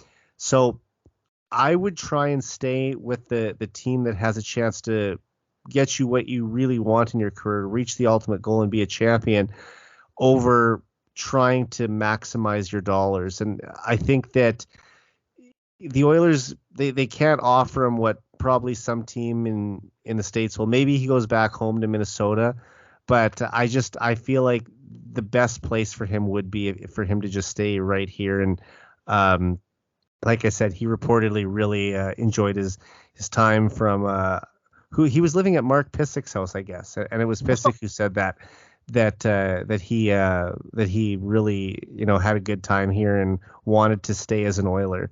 So it's too bad that he's probably going to move on, because I think that was a good pickup for the Oilers, and they gave up one of their top defensive prospects in Michael Kesselring to get him. So that's a player that you would have hoped that you're going to keep if you trade a prospect like that at the deadline. An interesting anecdote too I heard was when the rumors started flying about Bukestad coming to Edmonton, he had approached Zach Cassian about what it was like to play in Edmonton. And he told him that playing in the playoffs here, there's nothing like it. Exactly. So and let's be honest, Eric, like the point you bring up about guys willing to take a lesser salary to chase the dream, that is the selling point for the Oilers too. If basically any player where that category fits, you have to sell that feature. This is one of your best chance to win a championship. Yeah. So we might need you to do this for us, and then we'll try to help you out in the long run, kind of situation. Definitely. And the final UFA on the Oilers is Devin Shore, but we don't have to spend too much time on this. I can't see him coming back next season, even as the 13th forward. Bob, what do you think? No. In fact, I was kind of surprised when we did re-sign him. Maybe he earned it on his attitude alone. I like Devin Shore as a person, and he has his moments, but I've never been a huge fan of him as a player. I never really thought he brought anything too much extra special to the team, or nothing that stood out where it was a definite strength of his. I mean, like I said, he had his moments, but yeah, we had like every single person on that regular roster was a better player than Devin Shore, and it was tough for him to find a spot in the lineup on even every 10th game or so. Yeah, and the thing is, like, yes, he's good on the forecheck. He had decent speed.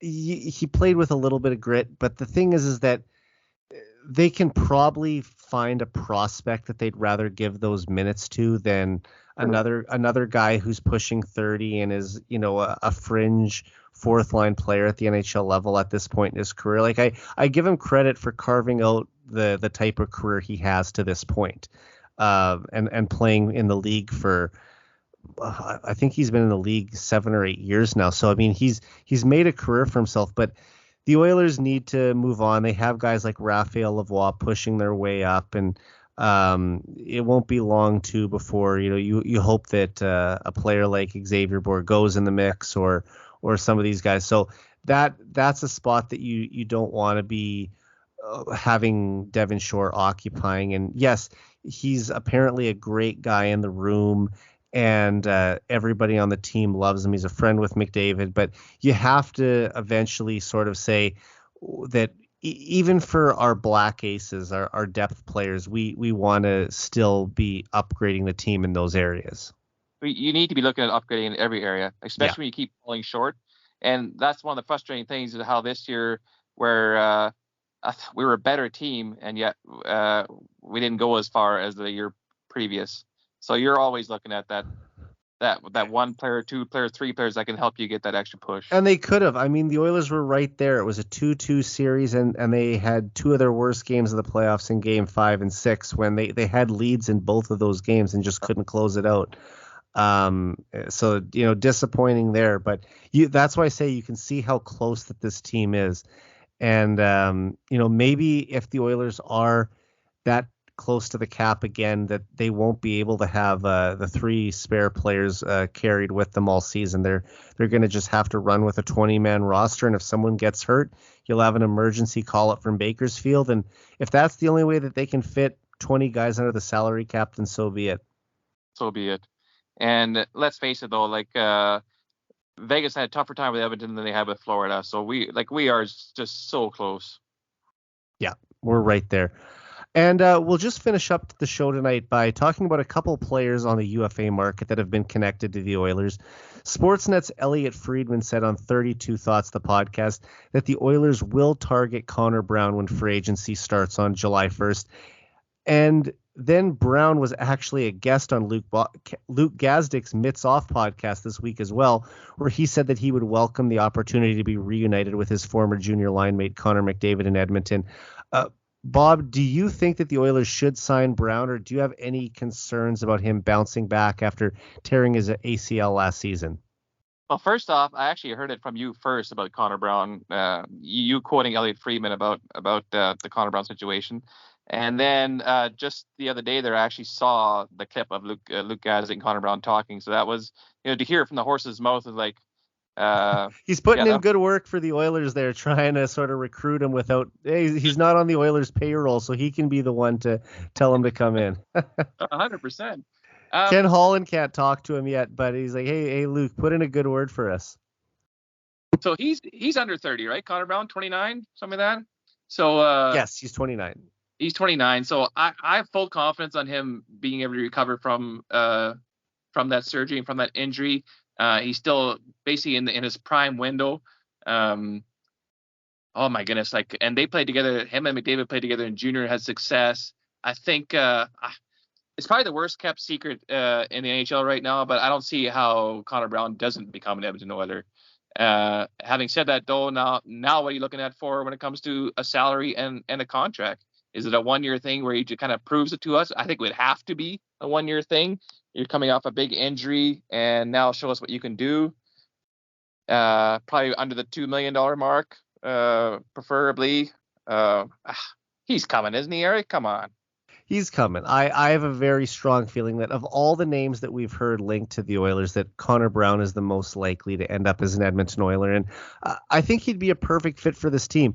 First of all, he's played with McDavid before, and even though that was 9 years ago, they would probably be able to find chemistry again pretty quickly. And I'm sure that they still skate together with all of the other Toronto area NHL players in the summer.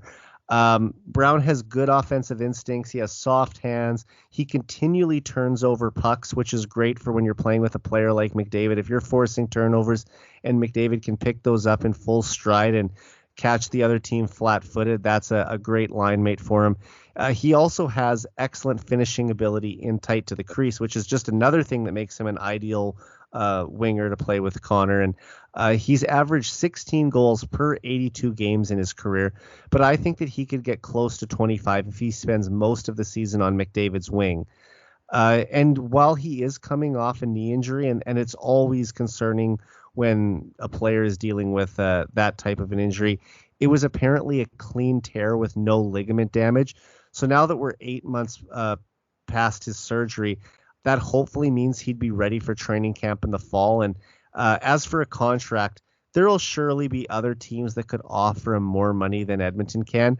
But the Oilers can offer him one thing that no one else can, and that's the opportunity to play with his good friend and the best player in the world. So I'll say that he signs a 1-year deal worth $2 million with performance bonuses that could maybe bump it up another $1 million if, let's say, he scores 20 goals or gets 45 points. Oh, yeah. And why wouldn't he be able to? Like you say, he has good finishing. You make a good point about him finishing up close. Actually, I've once before I actually compared him to Zach Hyman that way. How they are good at finishing. Yeah, like close and to they're the crease. former teammates with the Leafs too, right? There you go. And the thing is that one of the best parts about McDavid and Draisaitl's game is that they're both such elite passers, and they can feed, tape to tape passes through a maze of sticks. And all you have to do is be in the right position with your stick on the ice and have a little bit of finishing ability when you get to that spot. And if Connor Brown or Zach Hyman are in those spots, and we've seen it time and time again with Hyman here over the past 2 years, is that not all of his goals are incredible, dangles through the defense and roofs it on the backhand or something. A lot of it's just being in the right spot and tapping home a perfect pass. So if Connor Brown can sort of do the same thing, that's going to make him a very effective player for this team. I think actually Connor Brown is probably even has better offensive skill than Zach Hyman overall. But yeah, that's what I think one of his biggest strengths is how he is able to score from close in so effectively. Well, I mean, I don't want to take too much away from Zach either. Like, he is coming off a 37-goal, 83-point season. I don't think that Brown's going to get anywhere near those numbers. But also, in fairness, Zach Hyman does have the privilege of playing on the power play, which is something that Connor Brown likely isn't going to do in Edmonton. But so those 20 goals, if he gets that with McDavid, it's going to have to be once again all at even strength. Well, skill set doesn't necessarily always produce the numbers accordingly. Yeah, so that's fair. Even if I find Connor Brown to be, I think he has better offensive skills overall. Zach Hyman's been more effective with the skills he has. That's been proven. I mean, if his skill was producing numbers, then Robbie Schremp would have a Hall of Fame career. Exactly. And I mean, I'm not going to take anything away from Brown, because in 2013-14, he did lead the OHL in scoring when he was playing with 16-year-old phenom Connor McDavid. So that's he has that on his resume. He won a scoring title in the OHL, which is something McDavid never even did. Hey, yeah, that's a good point. That's right. He didn't. Now, McDavid did only finish, I believe, 9 points back of Dylan Strome in 2014-15, but he also missed 6 weeks with a broken hand. So if you give him that time back, he would have cruised to a scoring title. Which is probably the only fight he had in junior, correct? It's the only fight he's ever had in his entire hockey career. So hopefully he learned his lesson. He's like, you know what, I can fight, but I'm better off not. Yeah, he was in a situation where he was sort of forced into it, and unfortunately, and he punched the stanchion, and and the tough part is that the World Juniors were like about a month and a half away when that happened, and the doctor told him, like, you're not playing any hockey until then, minimum, and hopefully you'll be ready in time for the World Juniors. And thankfully for him, the hand healed over those 6 weeks to the point where he was able to play for Team Canada and end up tying for the tournament lead in scoring. So he got back just in time, but you wonder if that injury would have happened a week later, he probably wouldn't have played. That's another example, though, of what a specimen he is. Like, he's had some pretty serious injuries here too, with that collarbone that stuck him up for a while, but even that leg one he had there when Giordano hit him and whatnot. Yet his recovery ability has been like amazing. Yeah, broken clavicle in his rookie year, a completely torn MCL at the end of the 2018-19 season, and the one silver lining to come out of that injury is that he never missed a single game with that one. It happened in the season finale, and in the final game of the regular season in 2018-19, and thankfully he was healed and back in time to play on opening night in 2019-20. Oh, how blessed are we to be able to watch this guy play. And just in storybook fashion, of course, he ends up scoring the game-winning goal late in the third period in the first game back. So he seems to have a flair for the dramatic, much like Gretzky did. And it's like no moment is too big for him. He steps up at the exact right time and comes through and plays the hero. Well, how long after he came back from that clavicle injury did he score that beauty against Columbus? It was his first game back. Yeah, it was the first game back. It was his first game back. It's just he has this knack for scoring either a game-winning goal or a beautiful goal in his first game back from a serious injury. Ridiculous. After missing 37 games, like at that point, it was the best goal of McDavid's career, obviously because he was relatively young, but the one he scored against the Rangers here a couple of years ago, Yeah, My guy. I have that debate with Oilers fans from time to time and I think that the Rangers goal is the best one. Uh, Up until that point, the one against the Blue Jackets in his rookie year would have been, but as amazing as that goal was against Columbus, I think that you have to put the Rangers goal as the top one. And now to make it worse, even I should have mentioned that as one of my favorite live moments at all time. I was there at that game for Oh, that were one. you? Yeah. Yeah. You know what? Just, I was at the game before that when they played Nashville 2 nights earlier, and I remember watching that game against the Rangers at home, and the Oilers fell behind 4-1 in the yeah. first Yeah. period. And I remember saying to myself, "Oh man, I made the right choice going to the game against Nashville. Like I wouldn't have wanted to be seeing this." And then the Oilers slowly start to come back, and all of a sudden it's 4-2 and then 4-3, and then McDavid ties it 4-4. It's just they worked their way back into that game and ended up winning in overtime on a Leon Draisaitl goal. Yeah. But just and then ESPN even did a short feature on it when that was showed in the States. So it's great to see that, that was like at least giving McDavid a little more promotion south of the border, which he doesn't get enough of. But just what a goal to come back on. We could spend a whole podcast just talking about McDavid goals and highlights. I'd be up for that one. I'll tell you that. But I remember when that goal, like I didn't even cheer at first. I was so stunned. I was just You just stunned. couldn't believe what you saw. I remember opening my mouth to yell and nothing came out. Like I just couldn't believe it. I started jumping before I started yelling. And then after everything had kind of died down, there was a murmur through the whole crowd for a while there. And then all of a sudden, just spontaneously, like once the murmurs kind of died down, spontaneously the crowd just stood up and started and just gave the whole team a standing ovation. Like it was a tie game at that point, and just standing ovation. It was like it gave me chills. Yeah. I mean, I've never seen a player skate in on a 1-on-4 before and score and not even go to the outside. He deked through the middle of the ice. I mean, really, even with as great as McDavid is, there's no way that 4 Rangers players should have allowed one guy to get through. Someone take the stick, someone take the body, whatever, and he still was able to deke out their entire team and then the goalie. Not just entire team. He beat out Norris, Adam Fox, and he beat out Vezina, Igor Shesterkin. Yeah. Oh no, Shesterkin wasn't in goal that night. It was Georgiev. Oh yeah, you're right. It was Georgiev. And thankfully it was. Maybe Shesterkin would have stopped it, but I've overanalyzed this goal to pieces because I've never seen anything like it, and just the whole timing of how he reads the timing of the Rangers, kind of it's ridiculous. Next time I'm on your show, you and Chad can break down as goalies how you would handle McDavid coming in on you on a breakaway. I would have just fainted probably. So just duck for cover behind the net. Duck for cover, yeah. Just sign the puck after, Connor. We'll be good. And lastly, Jeff Merrick also mentioned on 32 Thoughts that Jonathan Toews would be a great fit with the Oilers. Now, he just turned 35 a couple months ago, and he's had some lingering health issues over the past couple years. But does bringing in Toews intrigue you at all, Bob? Yeah, it does, and I appreciate you bringing that topic up even on our podcast, where we touched on it briefly. I'm not, first off, selfishly, I'm a big Jonathan Toews fan, have been from the very start, so I've always wanted to see him in Oilers colors.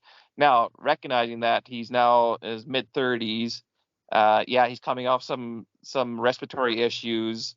I do feel like I believe you have the numbers there where you said what you prorated his numbers were at. He actually had a pretty decent season for the time that he did play. He was on pace for 23 goals and 48 points in 82 games, which as a 34-year-old on a terrible Blackhawks team is pretty impressive.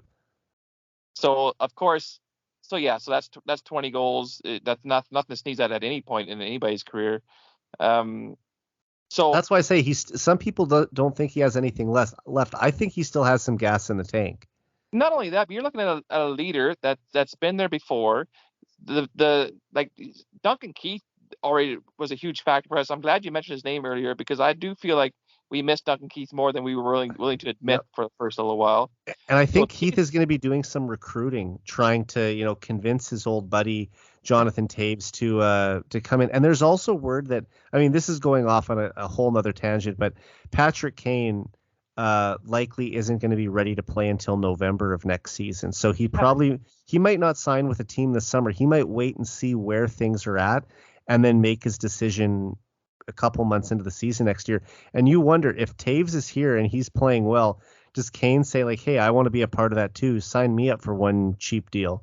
Well, now, Eric, now we run the risk of creating our own fantasy team on a PlayStation here. So I definitely think that Taves is a more likely player to wind up in Edmonton than Kane, but it's just something to think about. That's something I'm concerned about because of his respiratory issues. He's been very open about it and how that's been a struggle for him. So I think he's still suffering from long COVID, right? Yeah, exactly. And it forced him to miss an entire season. And that's a lung rebuild that takes a long time to get that kind of gas back. But so if we're able to load manage him, like play him, like say give him 60, 65 games kind of thing, I think he's which load management really isn't a thing in the NHL. It's definitely more common in the NBA, but for certain players like Taves, you might have to say like, you're only playing 60 games here. Like you said, maybe you're only playing 55, but we want to have you at full strength or as close to it as we can for the playoffs. So you have Jonathan Taves scoring over 20 goals on a dead last team where there's not much motivation except for, don't fail miserably all the time. How energized does Jonathan Taves come as an Oiler with a chance to win a cup one more time? And playing on a line with Ryan McLeod and Dylan Holloway, like you're probably giving him some better talent to play with too. I think that like he's not the player he was 10 years ago, not even the player he was 5 years ago. But what Taves still can do is he can still chip in offensively. He's been around the game for 16 years and at the NHL level. And also he's won 3 Stanley Cups. And, McDavid and Draisaitl are in their prime now. They've been on a couple playoff runs, one deep playoff run to the Western Conference Final. But to have Taves in the dressing room to sort of pass along some wisdom, to every once in a while stand up and say something to, let the group know about what it takes to get this done, I think that would almost be equally valuable, if not more valuable, than to what he would bring on the ice. And that's not, and he's no slouch on the ice, like you mentioned, 20 plus goals, and plus he's effective on the faceoffs. You could throw him the odd shift on a penalty kill. He knows what to do there, so he wouldn't just be a dressing room voice, that's for sure. He brings a lot of intangibles. Right, and once again, it's another one of those scenarios where the Oilers can't really talk to him yet, but I still wonder if, even though Duncan Keith technically is working for the Oilers now, if he hasn't had a phone call with his old Chicago Blackhawks teammate and buddy and just say, I had such a great time in Edmonton. I think you'd love it here too. Yeah. No, that'd be beautiful. I would love to see it. I do. Obviously, I think we've established that Connor Brown's pretty much coming here. Taves would be kind of like the cherry on top of the icing of that agreement, and let's take it this year, Eric. Let's just do it already. You know what? This is the year to be aggressive. It's probably going to be Ken Holland's last year as GM before they hand the keys over to Steve Staios, and maybe Ken stays on as the president of hockey operations. I think that would actually be a good decision for the Oilers and for him to, first of all, Holland gets to stay in the mix, competing with an NHL team, and also Staios has a bit of a mentor there to guide him through that early stage of his career as an NHL GM. But at this point, Holland sees the opportunity here. You've got Draisaitl under contract for 2 more years. You've got McDavid under contract for 3 more years. The salary cap's going up. You want to take advantage of this opportunity and make the most of it. So I think that he needs to be as aggressive as possible to put this team over the edge. And I think that they'll make a couple moves. Like if we said, maybe they bring in Taves and Kane in free agency, and then during the season, something comes available. Like there could be an opportunity to make a similar trade to the Ekholm deal next February before the deadline. That's what they need to do again. They need to find next year's version of Matthias Ekholm. And I really think they're one defenseman away from having a really strong top four. No disrespect to Cody Ceci. He was arguably the Oilers' best all-around defenseman 2 years ago, and then took a bit of a step back this year when he was sort of dealing with a lingering injury himself. But yeah, overall, I just think that they're headed in the right direction, but they just need to sort of not waste this opportunity and make sure that they don't leave any stone unturned in terms of acquiring talent to give this team a shot to go all the way to the final. You make a good point about this probably being Holland's last season as the GM. So really, he could just throw all his cards on the table and just go for it. Like one last hurrah. And why wouldn't he? And then to stay on as an advisor or a president of hockey operations, like what kind of a mentorship for Steve Staios than to have like a Hall of Fame proven winner as Ken Holland by your side? Ken Holland has gotten some unnecessary bad knocks here in Edmonton. He's made some extremely effective moves to make us a better team. I think he doesn't get the credit he deserves. I was having a conversation about this on Twitter the other day that people point out every little mistake that Ken Holland's made, but they rarely give him credit for the wins that he's had. Signing Zach Hyman, re-signing Ryan Nugent-Hopkins, bringing in Evander Kane, trading for Matthias Ekholm. Like, his fingerprints are all over this team. And, you can say what you want about McDavid and Draisaitl being so responsible for how successful this team has been. Yes, they have been extremely responsible, but there were previous GM regimes that had McDavid and Draisaitl that were not at this level, where the Oilers are 4 years in a row in the playoffs and in second place in the division in each of those years. Yeah, and not everyone. That's the whole point of making these moves. Not all of them hit. You don't know that until you get it. Like you're gonna get your odd Mike Green situations, but then you have these underrated things like Duncan Keith. I think was very undervalued as an Oiler. I thought he was a very calming presence and like you mentioned earlier, brought a lot of good things about Evan Bouchard to his game. And the fact that he's staying on as working for the Oilers now shows how much he valued his time here, and how much the Oilers valued him. Yeah, exactly. Two-way street. Yeah, exactly. There you go. Doesn't always have to be the numbers on the stat sheet. It's all that kind of leadership and the calming presence and how you make other players around you better that are effective moves. And Holland's been around this game long enough that he knows what it takes to win championships. I think a lot of his theories still hold up in today's game, even though the game has changed so much. And he's shown that. He's shown that he can find these weaknesses and make these moves to try and make the team better. He's still got it. And I know people harp on him for bringing up the Detroit Red Wings every chance he gets in a press conference. But I'll tell you what, if I had won all the Stanley Cups, I would lead with that. That would be my intro to every press conference, and then move on from there. He's been a scout since 1985. He's been a GM since 1997. This is a guy who has been in the NHL for 4 decades. You're not going to find someone who is as experienced as him around the league, other than maybe David Poile. Like he's right up there I think he won his 41st playoff series as a GM this year in the playoffs, which is I think top 5 all time for most playoff series won as a GM. So it just shows you like how successful he's been in his career. And some people will say, yes, it was before the salary cap era with the Red Wings. But like I said, look what he's now done since he's come to Edmonton. He's been rejuvenated with, like I said, the 2 best players in the team to build around. And hopefully, like, he's already in the Hockey Hall of Fame, but he can just add to his resume with another cup this year. And with that kind of resume that you just listed off, the respect that he gets from his fellow GMs, like, he has some power, he has some pull. Like he knows how to work this, and I think he's done a bang up job for us, honestly. Yeah, I mean, people were pushing him for years to trade a first round pick, and he held on to all his first round picks. Yeah. And this year he technically traded both or 2, because he traded the first round pick that's going to be in the draft in less than a week, and also the Reed Schaefer, who was the Oilers' first round pick last summer.